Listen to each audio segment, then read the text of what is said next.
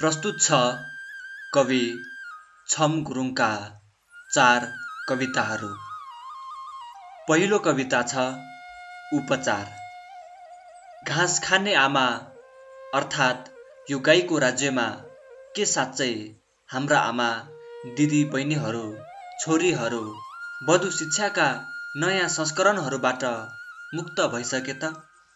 योगमायाहरू राममाया च्यामिनीहरू चुनु या उमाहरू बाँधिएका छैनन्? पृथ्वी नारायणहरूको फुलबारी गुराँसबारी न हो? खासमा त्योभन्दा बढी त हामीलाई थाहै छ कि मुलुकी ऐन थर गोत्र प्रवरावली नेपालमा शिक्षा प्रतिवेदन संविधानहरू विशे नगरजीहरू लखन गङ्गालालहरू सुपति रामप्रसादहरू भीमदत्त दुर्गानन्दहरू अनेकौं विद्रोहहरू साथै यतिखेर भिसी कुलवीर थमनहरूका ती सुदूर पीडामा हाम्रो पनि इतिहास दुख्छ। हामी ढुङ्गाको माटोको अर्थात् ढुङ्गाहरूको देशको बासिन्दा कहिले मानिसहरूकै नेपाल हुन्छौँ तैपनि न्याय बोल्छौँ लेख्छौँ अनेपाली नै तुल्याइरहे पनि हिजोसम्म मिलेछ मानिएको थियो तिनीहरूको त भव्य स्वागतार्थ हर साल जसो पर्यटन दिवसहरू थमाइरहेकी छन्। तर वीरता जागेको देशमा ईश्वरको छोरा मान्छेको भाइ कमलु सदाहरूको देश कहाँ छ? के देश भनेको पर्खाल हो? एउटा विशाल घैँटाभित्र मानौ हेर्नलाई 2-4 छिद्रहरू पनि पारिएका छन्। हाम्रो टाउको कैद गरिएको छ शताब्दीदेखि। यो स्वयं नेपालको टाउको कैद पारिनु पनि हो। यात्रा गाह्रो छ यसरी त हत्या गर्नु नै खाँचो नहुने थुप्रै विकल्पहरू पनि छन्। लोक कथामा जस्तो घाँटी छिनाउने हाम्रो समाधान होइन। बस त्यो विभेदकारी घैँटो मात्र फुटाउन चाहन्छौ। यति हो कि उज्यालो सह अस्तित्व र समानताकै सवाल हो। घैँटोमा संसार कैद किन गर्ने? राज्य त हाम्रो पनि हो। जे होस् यो घैँटो मतलब एकीकरण हो।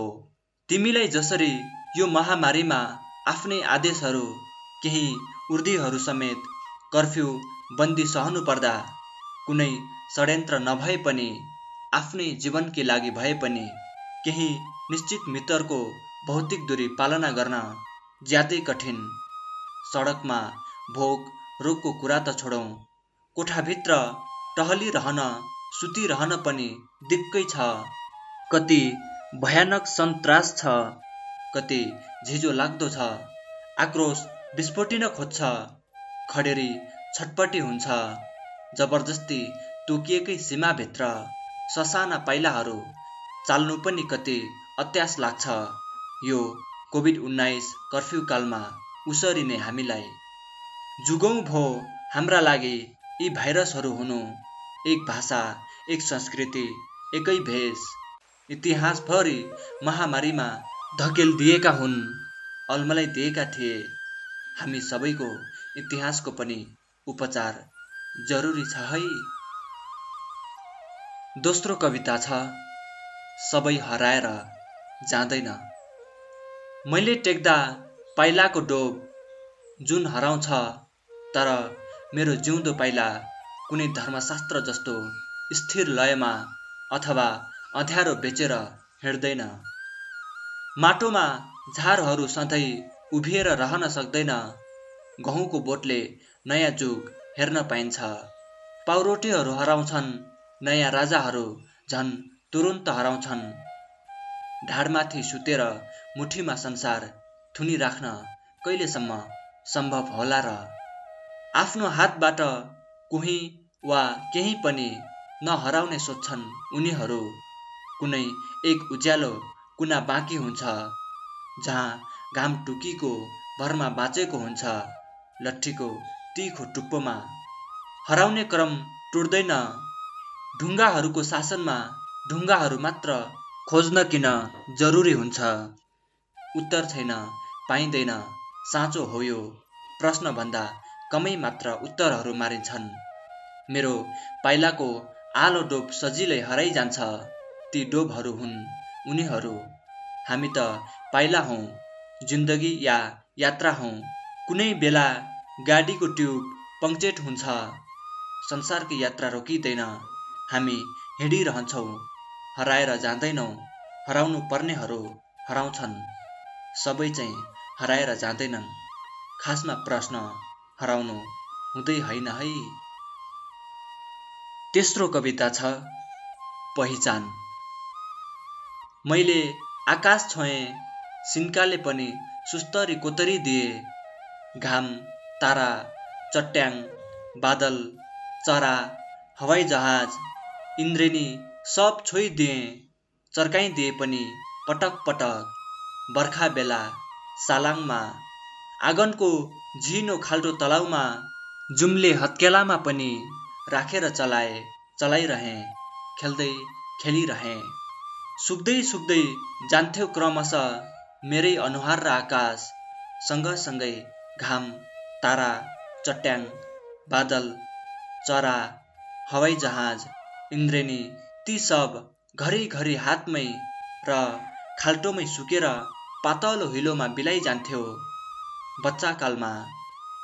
आज यतिखेर म मेरो नातिनीसँग समुद्र छेउमा यस्तो उमेरमा छु कि दुवै आँखा करिब करिब मरिसकेका छन्। हत्केलामा ती हिजोका कुनै पनि चिज उपस्थित रहेनन्।